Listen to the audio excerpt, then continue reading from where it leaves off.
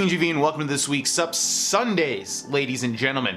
We're going to get into the Outer Worlds in just a second, but I did want to let you know we're doing a special birthday stream this Tuesday, November 26th, from 1 p.m. Mountain Time until 1 a.m. Mountain Time. We're going to be going 12 hours and we're going to be playing games entirely decided by you. Basically, we had this poll running where you could submit any game you want. There were a ton of submissions. Recently, we boiled it down to 30 games that I really would like to play. So there's a Google form with 30 check boxes, and you can check it out and vote for the ones you'd like to see. Really recommend only clicking the ones you actually want to see, otherwise the poll gets skewed. But if you'd like to vote on that, the link will be in the description below, and then we'll take those biggest results, you know, the ones people want to see the most, as well as just what I really feel like playing. We're going to do that for 12 hours, again, this coming Tuesday, November 26th, from 1 p.m. Mountain Time to 1 a.m. Mountain Time for 12 hours. So I'd love to have you if you want to be a part of it. It's basically just going to be having fun with the people that make my YouTube channel and my Twitch channel what it is, which sounds like an awesome time to me. So if you'd like to be a part of that this Tuesday, pretty much all day, and it starts at 3 p.m. Eastern if you're on the East Coast. So yeah, definitely check out the poll in the description if you'd like to vote on the games you want to see. There's a ton of different ones there. Very big variety, including some Elder Scrolls and Fallout and some other stuff. And yeah, I'd definitely love to have you on the Tuesday stream. Okay, so let's talk about the Outer Worlds. At the time of this recording, I've completed the Outer Worlds twice, one on Twitch, one playthrough on Twitch where I stuck to mainly the main story. I really wasn't pulled that much into it, and I just wanted to see it to completion to make sure that I didn't just drop a playthrough. Then, off camera, I took my time and I completed every single quest in the game, made sure to cross-reference it with online resources to make sure I got every quest that I could possibly do in one playthrough, and now my opinions are set. And I want to say right now that the opinions are probably not going to be what you want to hear, since everybody seems to love this game, but it's never my goal to tell you what you want to hear. It's my goal to just be honest with you and tell you my thoughts. So that being said, we're going to talk about the different gameplay components to stay on track, since I can ramble, and let's get into it. So let's talk about plot, story, and setting. I really like the setting of the game. It's quite unique. The game takes place in Halcyon, which is a colony of planets entirely owned by corporations, mainly the Board. The Board are the big bad guys in this game that have all of the power and are doing some creepy, weird stuff. There's also the scientist Phineas Wells, who sort of acts as the good choice. He's trying to restore colonists on the Hope, which is this ship in space that the Board doesn't want people to know exists because they're just keeping them there to not affect the bottom line, I think was the explanation. Yeah, Phineas Wells rescues you from the Hope. This is all in the beginning of the game, none of this is spoilers. Phineas Wells rescues you from the Hope, and you're basically tasked with trying to rescue the other people on the Hope, which are frozen in cryogenic space or whatever. So that presents the biggest choice. Who are you going to side with? Are you going to side with Phineas Wells, or are you going to go with the Board and become a corporate man? I find that setting pretty interesting. I don't think the game was able to really flesh it out, especially a lot of those ideas is in terms of the corporations owning everything, because really all it boils down to is, hey, everybody in this world is soulless, everybody is concerned with the bottom line, with profits, and nobody's really a human being. And you might like that and you might think that's funny, but me personally, I like having somebody or something to root for, and I didn't really feel like there was anything. I mean, even sticking with, the scientists and trying to revive your colonists, I don't know, I never felt like I was actually doing anything of importance, with my time in Halcyon. The writing's really good. It's made by Obsidian after all. Everybody knows Obsidian has good writing for the most part. Unfortunately, again, the subject matter just doesn't really strike a chord with me. To me, most of the dialogue, again, just boiled down to, hey, we're corporate shills, or we just care about corporate slogans, and we don't care about anything else. We don't even care about our own family or our own well-being, and all we care about is corporations and making sure our bosses are happy. And I feel like that's like what 90% of the dialogue of every character in this game boils down to. And it's well written, don't get me wrong, it's well written. It's just, again, it's the same reason I don't like the television show Weeds or Orange is the New Black. Both of those shows are made by the same creator. It's because a lot of the characters in those shows are just terrible, terrible people, and I find it hard to like root for anybody. And I don't know, that's not really compelling to me. It might be for you, but for me, I really couldn't, I don't know, find a common man to root for, a common woman to root for, or just a common idea to get behind with my time in this game. I keep hearing the story is amazing, and I mean, it's okay. I don't really think the story did anything. I think the Outer Worlds' strength in terms of its story or its setting or its plot is the setting, and I think if they're able to flesh that out more in the future, that's what they really got going for them, because, you know, corporations owning everything and the whole culture behind that is unique and interesting. I just don't think they were able to fully flesh it out with their budget and their time. As far as the dialogue and everything else, again, the dialogue was written fine, but I just was not hooked into the story or the characters or anything. The game failed to hook me, and again, it might really hook you. You might think this is the funniest game of all time.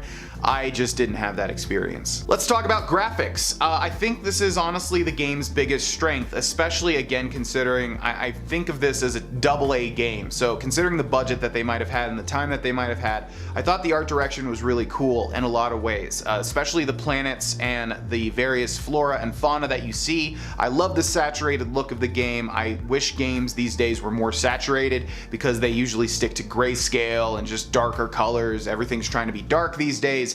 I really enjoyed how bright and how saturated this game was, and also the planet's various landscapes. I thought it was eye-popping, and you know, places like Scylla, all the blues and the purples, places like Monarch with, I think Monarch looks the best with all of its crazy mushrooms and just big giant rock formations and stuff. It was really cool. I think that is the game's best aspect. A lot of, it's kind of hit or miss though, because a lot of interiors all look the same, cold steel buildings with the same looking doors. Reminded me a lot of Fallout 4. A lot of Fallout 4 looks great, a lot of it does not look great. And that really is how this game is to me, especially again with the interiors. Everything just looks so similar in every building, in every little dungeon or whatever you want to call it. A lot of it ended up just, you know, being indistinguishable from each other. Outside of the locations, outside of the art design there, I think it's perfectly fine. I wouldn't say anything is that crazy. The gun effects, the little shock and plasma effects and everything, it's definitely stuff we've seen before. The character models are pretty nice looking, but nothing here is really, you know, new. I don't think, I don't think anything stands out other than, again, the environmental design, the planets in the distance, all that is amazing. They did a great job with that, they really did. Everything else is just kind of par for the course, I would say. And let's talk about the gameplay. So this is my biggest issue with this game. If you like dialogue, and if you like just reading dialogue, and if you kind of only want that, you're gonna be right at home here, because to me this game feels literally like 90% reading dialogue and text or listening to dialogue. And I know some people are gonna like that. Some people want their RPGs very text heavy, and I know even some people are probably gonna be like, well, don't play RPGs if you don't expect to read. No, there's a balance, okay? And I feel like this game is way off balance. Again, to the people that like that, you're gonna be right at home, you're gonna be fine with it. But to me, I was so tired of seeing the game give me terminal after terminal with page after page after page after page. I just really got the feeling that this game didn't have the time in order to create the amount of NPCs it wanted. So it just kind of diverted a lot of the storytelling to terminals. And you're gonna say, well, that's what Fallout does. Fallout felt much more impactful in New Vegas, in 3, hell, even in 4. The terminals felt more impactful. It felt like they had something to say.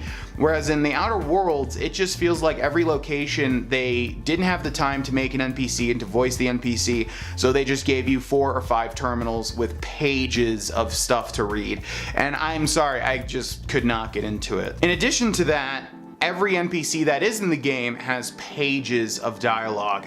It's all right there, just like in any Fallout or Elder Scrolls or whatever, I guess the older Elder Scrolls. There are tons and tons and tons and tons of voice lines of dialogue, which is great. It, you know, immerses you into the story. You know, you could tell they were really trying to set the lore straight and set a lot of things in motion here, and they did a good job. But my issue is that most of it is telling rather than showing.